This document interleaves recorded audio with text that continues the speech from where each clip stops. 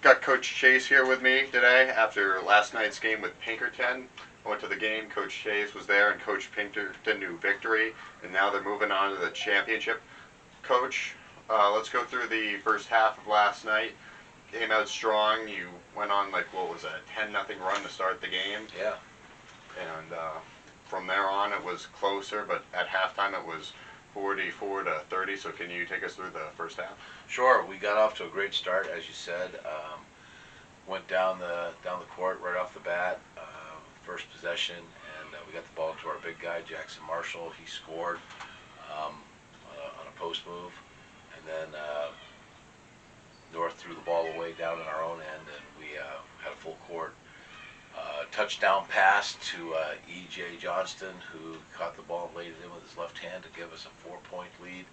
And then the next possession we come down, we ran a set play for Marshall. He hit a big three to go up to 7, and then we had a steal, and Anthony Chin had a two-hand dunk, and then Marshall scored again with a foul shot. So, we got out to a 12-2 lead, and game, like you said, came back and forth a few times. We had a 14-point lead at halftime.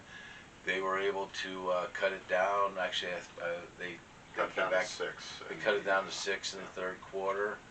We had a great fourth quarter, 21-9 run to finish the game.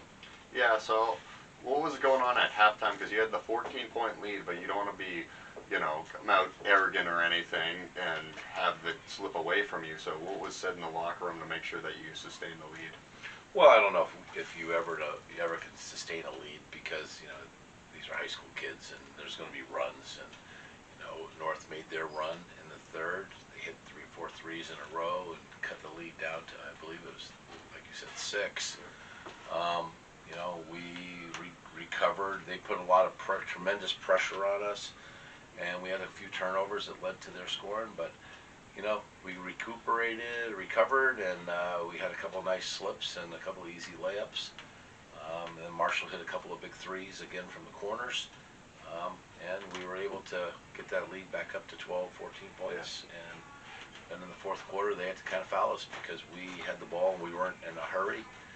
And, we made our foul shots. Yeah, Jackson had an outstanding game. He had a double-double, scoring 36 points and 14 rebounds. Towards the end of the game, there was a lot of fouls there, and he was able to not foul out of the game, but there was a lot of fouls that he was able to draw from the other team as well. What was like through your head as a coach? What was it like seeing that going on, and what were you preaching to your players, especially Jackson? Yeah, well, Jackson's our best foul shooter, so that's why the ball's in his hands. And I believe he went 10 for 11 last night from the line. So when you start back here at Hopkinton days, I had Ryan Callahan. Ryan Callahan averaged 30 points a game, but he averaged 11 points a game from the foul line. And when you make your foul shots, points add up. And that's what Jackson does. I mean, he's a scorer. 36 points, 14 rebounds. I thought he played a great game. Those guys were grabbing and holding them. But I thought he did a nice job, as well as the rest of the guys. Anthony Chin played unselfish basketball. He had a couple of really nice passes. Tyrone had a couple of really nice passes, unselfish basketball. And then, E.J. Johnston and Sean Jenkins both scored and rebounded. But, most importantly, I thought for us, it might have been our best defensive game of the year. We played man-to-man the whole night, and, we limited their opportunities. So I was pretty proud of that. So you got Bedford coming up in the state championship at UNH on Sunday, 7 o'clock. And Bedford, they're a really good team. The 1 seed, the only team who's beaten you this season. So they're a tough opponent. Without giving too much away, obviously, in case they see this, but can you give us a little bit of insight onto what you're thinking going into that game, and what you're preaching to your players as to why you can win this game and be the state champs? Hey, we've got 2 teams left. 21 teams started this journey, and there's 2 of us left. Yeah, they beat us. I mean, I thought, the first time when we went into their house, they kind of got us to play their game. And, we've got to take care of the ball a little bit better, make better decisions, not be so much jump shooters, but, use our strengths as players, getting inside, working hard, to to get on the glass and control pace a little bit more. And so they're going to try to make us go fast, and we're going to try to slow it down a little bit. But it should be a really good high school game. I mean, it really should. I honestly believe, maybe everybody in the state doesn't believe it, but I honestly believe we're the two best teams in Division I. Yeah. Based off of what I saw last night, I didn't really get to see much of the Bedford game, but I saw you guys played really well. So, final question I'm going to ask you. So, you've been coaching for over 30 years now. Coached here at Hopkinton, over at Pinkerton right now. Obviously, coached at Concord, many different sports.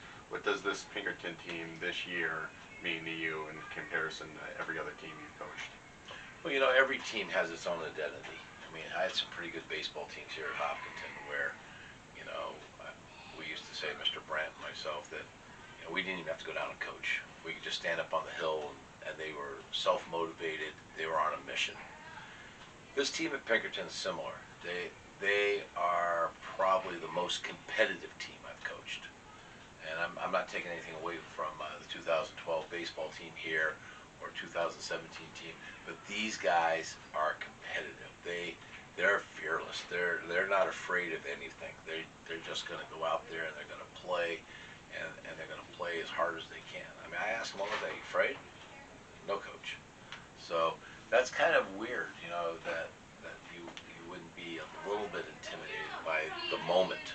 Yeah. But these guys, whether we win or lose, I don't know. I mean, I just know that it's fun to coach competitive kids like this. Yeah. All right, Coach Chase. Hey, congratulations to you on making it this far, and best of luck. I appreciate it. I really do. Thanks, Drew.